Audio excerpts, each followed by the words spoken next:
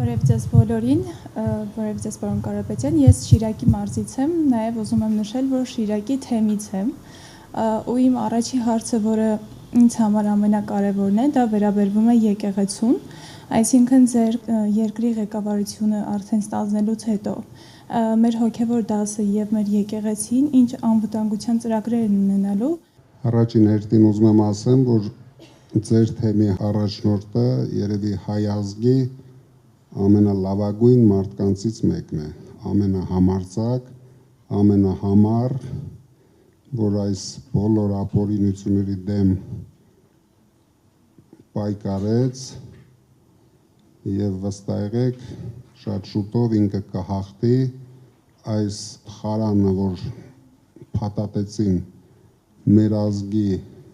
թե վզին, թե գլխին, մենք շատ արագ, շատ շուտով այդ ամենից հրաժարվելու ենք, մեր եկեղեցին ունենալու է իր տեղն ու դերը մեր ժողովրդի կյանքում, այն տեղն ու դերը, որին ինքը արժանի է։ Իսկ իրոք մենք հիշում ենք, որ մենք առաջի քրիստոնյա ազգն ենք, մենք դրանով հպարտանալու ենք ամբողջ աշխարհում, դուք շատ շուտով դա կզգաք, ամբողջ աշխարհը դա նորից կլսի, կիմանա եւ եկեղեցին ունենալու է շատ լուրջ դեր մեր ժողովրդի կյանքում։ Շիրակի մարզը իրոք ու կոնկրետ ես կարող եմ ասել Գյումրի քաղաքը երևի Հայաստանի ամենակոլորիտով քաղաքն է, ամենաունիկալ քաղաքն է, բայց ցավոք ամենաաղքատ մարզն է, ինձ թվում է քաղաքն էլ ամենաաղքատ քաղաքներից մեկն է, ինչը որ իրոք նորից ասեմ ամոթ է մեր իշխանությունների համար, որ բացարձակապես նշանակություն չեն տալիս իրենց արժեքներին։ Գյումրին ես համարում եմ ամենաարժեքավոր քաղաքներից մեկը Հայաստանի։ Ինչ են տալու, Գյումրին մշտապես տվել է լավագույն զավակներին,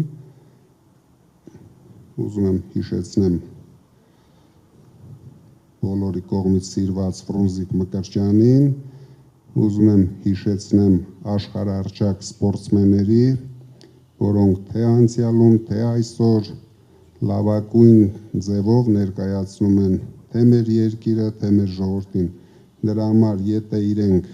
այդ տեմպը պահեն, ինձ թվում է շատ գնահատված կլինեն։ Շնորհակալություն։ Բարև ձեզ պարոն Կարապետյան, նախ ուզում եմ իմ անկեղծ շնորհակալությունը հայտնել ձեզ այս սպասված հանդիպման համար։ Ես Մարգարիտա Բեզոյանն եմ, Տաշիրից,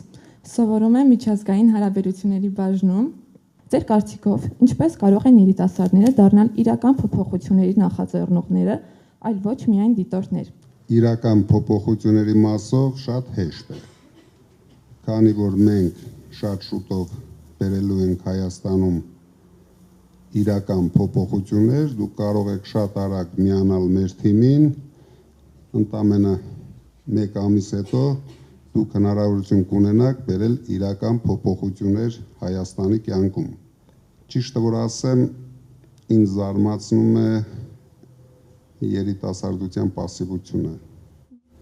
Երիտասարդները պետք է հասկանան, որ այս գործը, որ մենք ձեռնարկել ենք, հիմնական շահառուն իրենք են, որովհետև ապագան իրենցն է, իրենք պետք է լինեն շատ համառ, շատ ագրեսիվ ու պայքարող։ Բոլոր երկրներում է լուրջ փոփոխությունները արել է երիտասարդությունը։ Մենք միայն առաջնորդում ենք այդ փոփոխությունը, բայց շատ կարևոր է, որ դուք ձեր համառ պայքարով այս վախի մթնոլորտից ազատվելով ձեր լուրջ խոսքը ասեք։ Շնորհակալություն ժամանակի եւ պատասխանների համար։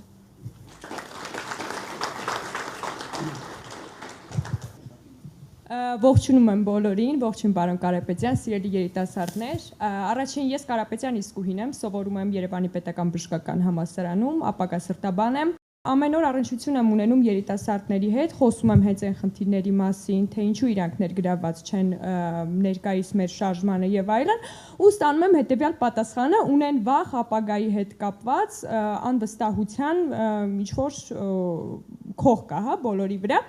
Ինչ եք կարծում, որոնք պետք է լինեն մեր հստակ գործողությունները, որպեսզի փոխենք երիտասարդների մոտ հետեւյալ մտածողությունը եւ իշխանության գալուց հետո որոնք է լինելու ձեր հիմնական գործողությունները, որպես այդպիսին, որ երիտասարդները համոզվեն, որ իրենք ճիշտ ընտրություն են կատարել։ Դուք առաջ երթին պետք է փոխեք Փաշինյանին։ Մենք բոլորս ուզում ենք փոխենք Փաշինյանին։ Դրանից հետո ինձ թվում է շատ ավելի հեշտ է լինելու մտածել բոլոր այլ հարցերի մասին, քանի որ այս լճացումը, որ ինքը ապահովել է ոչ միայն մեր երիտասարդների գլխի մեջ, այլ ժողովրդի մոտարապես 25%-ը այսօր մոլորված վիճակում է, այ դուք դա պետք է փոխեք, դուք պետք է համառորեն խոսեք, համառորեն պայքարեք, որովհետև առանց դրա, առանց ձեր պայքարի, նորից եմ ասում, մեզ շատ դժվար է լինելու։ Պետք է առաջիկ քայլը միասին անենք։ Երկրորդ քայլի մասին չկասկածեք։ Ես միշտ եղել եմ իմ խոսքի տերը, հիմա էլ վստահեցնում եմ, որ շատ ավելի հեշտ է լինելու հաջորդ քայլերը։ Շնորհակալություն եւ նաեւ այսպիսի մի հարց եմ ուզում ձեզ ուղղել, եթե Հայաստանը դիտարկենք որպես օրգան համակարգ ամբողջովին, ամենախոցելի օրգանը եւ ամենավիրավորված օրգանը որն է այսօր ըստ ձեզ։ Հայ ժողովուրդը։